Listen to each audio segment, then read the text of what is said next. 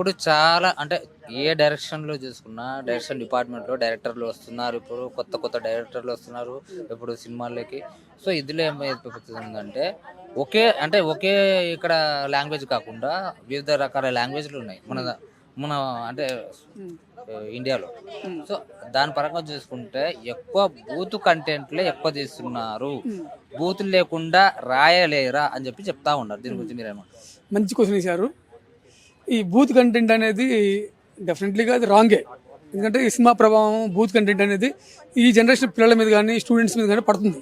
ఎందుకంటే ఇప్పుడు సినిమా ఒక సినిమా కొత్త సినిమా రిలీజ్ అయిందంటే మ్యాక్సిమం యూతే వస్తారు, అందులో స్టూడెంట్సే వస్తారు. సో స్టూడెంట్స్ రావడం, ఈ సినిమాలు చూడటం వల్ల చెడిపోవడానికి ఎక్కువ అవకాశాలు ఉంటాయి. సో దీన్ని దృష్టిలో పెట్టుకునే ఈ మధ్య ఓటీటీ అనేది ఓటీటీ ఒకటి ఉంది కొత్త. ఆ ఓటీటీకి అంటే సెన్సార్ ఉంటుంది, దానికి సెన్సార్ చేయకుండా ఓన్గా రిలీజ్ చేయడం, ఇష్టం వచ్చినట్టు బూత్ కంటెంట్ పెట్టేసేయడం చూడడానికి అశ్లీలతగా ఉంది, చాలా చండాలంగా ఉంటుంది. ఇంట్లో కొంతమంది జెంట్స్ అంటే ఓకే, కొంతమంది గర్ల్స్ ఉంటారు, అమ్మాయిలు ఉంటారు, పెళ్లిగాని అమ్మాయిలు ఉంటారు, వాళ్ళ మీద చాలా ఈ ఎఫెక్ట్ పడుతుంది. ఈ బూత్ కంటెంట్ అనేది 100% రాంగ్. ఇప్పుడు చూసుకుంటే మళ్ళీ చాలా మంది అంటే చిన్న పిల్లలతో సహా ఇప్పుడు బూతులు మాట్లాడుతుంటారు. అంటే ఆ ఇంపాక్ట్ చిన్న పిల్లల మీద కూడా చాలా పడుతుందని చెప్పొచ్చా? 100% పడుతుంది.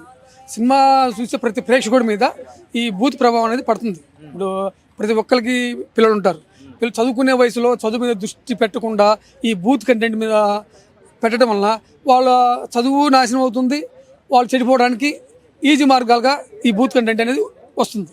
ఈ మధ్య చూసుకుంటే ఏ సినిమాలో చూసినా రొమాంటిక్ సీన్లు అంటే గోల్డ్ సీన్లు ఎక్కువ అయిపోతున్నాయి. ఈ మధ్య చూసుకుంటే ప్రతి సినిమాలో అది లేకుండా ఎవరు తీయట్లేదు.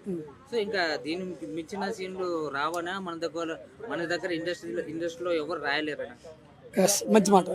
కాకపోతే ఒకటండి, రొమాంటిక్ ఉండాలి, ప్రతి సినిమాలో ఉంటుంది. ఫర్ ఎగ్జాంపుల్ మన మారుతి ఉన్నాడు డైరెక్టర్, ప్రేమ కథ చిత్రం తీశాడు, చాలా సినిమాలు చాలామంది డైరెక్టర్స్ తీస్తారు. బట్ దానికి రొమాంటిక్ కూడా ఒక హద్దు ఉండాలి, సెన్సార్ చేతిలో ఉండాలి. రొమాంటిక్ అనేది డెఫినెట్లీగా సెన్సార్ పర్మిషన్ తీసుకొని సెన్సార్ అయిన సినిమాలు రిలీజ్ చేస్తే కొంచెం ఈ రొమాంటిక్ అనేది కంట్రోల్లో ఉంటుంది.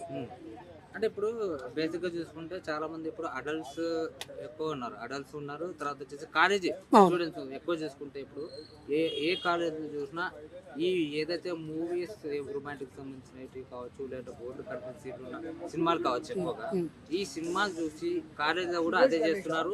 హత్యలు జరగడానికి కూడా ఇవే కారణాలు అని చెప్పి చెప్తా ఉన్నారు.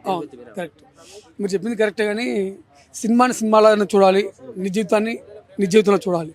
సో ఈ సినిమాలు చూసి ఏ స్టూడెంట్స్ చెడిపోవద్దు, ఒక సినిమాలోనే చూడండి.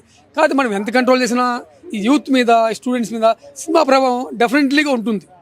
సో డెఫినెట్లీగా పిల్లలు చెడిపోవడానికి ఎక్కువ అవకాశాలు ఉంటాయి. సో ఈ హింసని, ఈ లవ్ అనే దాన్ని, హడల్ కంటెంట్ అని కంట్రోల్ చేస్తే మంచిది. డైరెక్టర్స్ కూడా దయచేసి యూత్ని, స్టూడెంట్స్ భవిష్యత్తుని దృష్టిలో పెట్టుకొని సినిమాలు కథలు తయారు చేసి సినిమా తీస్తే బాగుంటుంది. అంటే ఎలాంటి కథలు రావాలంటారు? అంటే ఇప్పుడు జనరేషన్ సంబంధించి ఎలాంటి కథలు వస్తే బాగుంటుంది? డెఫినెట్లీగా ఇప్పుడేంది, మనం పుట్టినప్పటి నుంచి పోయినా ఫ్యామిలీ, కుటుంబ కథ చిత్రాలు, ఆ సబ్జెక్ట్స్ వస్తే బాగుంటాయి. లవ్ స్టోరీలు రావచ్చు, బట్ అడల్ట్ కంటెంట్ వద్దు, రొమాంటిక్ సెక్స్ అనేది వద్దు.